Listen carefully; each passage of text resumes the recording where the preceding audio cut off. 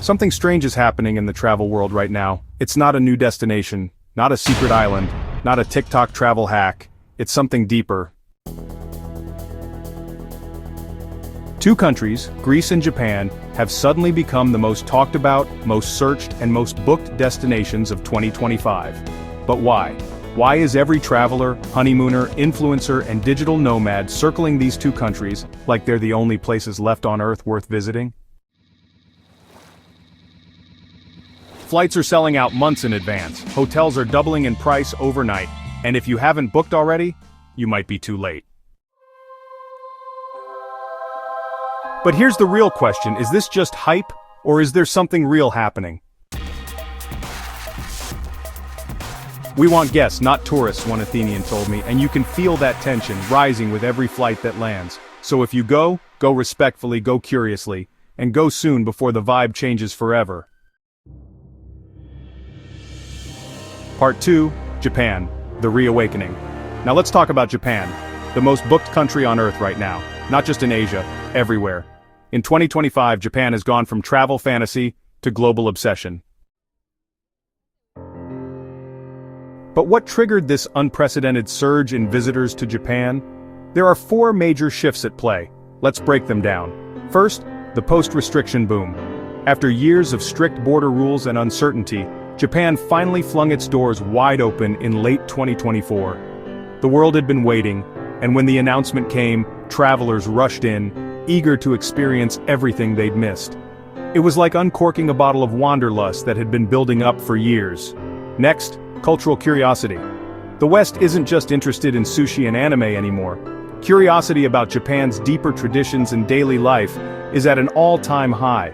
People are craving deep immersion, tea ceremonies, temple stays, learning Japanese, hiking ancient pilgrimage routes. Travelers want to live like locals, not just sightsee. The J-Rail hype, the newly upgraded Japan Rail Pass 2025 made it insanely easy to travel across the country at lightning speed. Suddenly, the whole nation felt accessible. You can now explore Tokyo, Kyoto, Osaka, and even rural villages, all in 1 week. This freedom to roam has fueled even more bookings. Then, there's the quiet luxury movement. Japan's aesthetic of minimalism, serenity, and precision is now trending globally. People are seeking out spaces that offer peace and intentional design. People are tired of chaos and noise in their daily lives. They're drawn to Japan's order, beauty, and intentional calm. It's a place to reset and recharge. But here's the plot twist. This popularity comes at a cost. The country is getting overwhelmed by the sheer number of visitors. Tokyo's hotels are filling 6 months in advance, and finding a room is becoming a challenge even in smaller cities. Some temples have started limiting tourists per day, and regional trains, standing room only. It's beautiful, it's magical, but it's on the edge of being too much. The world's love for Japan is pushing it to its limits. Japan, what travelers are really chasing? Let's go deeper. Why Japan? It's not just because it's, cool or pretty, it's because in a world that feels unpredictable, Japan offers structure, grace, and, honestly, a kind of dignity that's rare. You notice it in small moments, the bow of a train conductor, the silence of a shrine at dusk, a meal so simple, it feels spiritual. In Japan, everything has meaning, and in 2025 travelers are craving that. We've had years of noise, Japan is the opposite. But the tension? Tourism is starting to clash with that stillness. One Kyoto resident told me, "We want you to come, but not all at once." That's the challenge, and the opportunity. If you go to Japan this year, do it differently. Choose small towns, wake up early, walk slow, and don't just see Japan. Let it change you. So what do Greece and Japan have in common? They're wildly different. One is loud and sun-soaked, the other is soft and snow-dusted. But both are exploding in 2025 for the same reason. They offer escape and meaning. They're places where time slows down, rituals still matter, food is sacred, beauty is everywhere, and people are proud of who they are. In a world of cheap trends and copy-paste cities, Greece and Japan feel real. And travelers? They're not looking for convenience anymore. They want something that shakes them, something that sticks. And these two countries deliver that, over and over.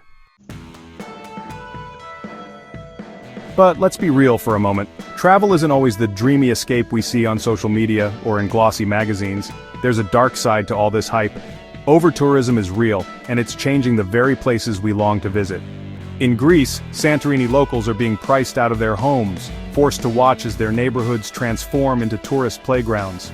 Cruise ships are dumping thousands of people into tiny villages every day, overwhelming the infrastructure and the local way of life. Some trails are being closed to protect fragile ecosystems, and once pristine landscapes are now at risk of permanent damage.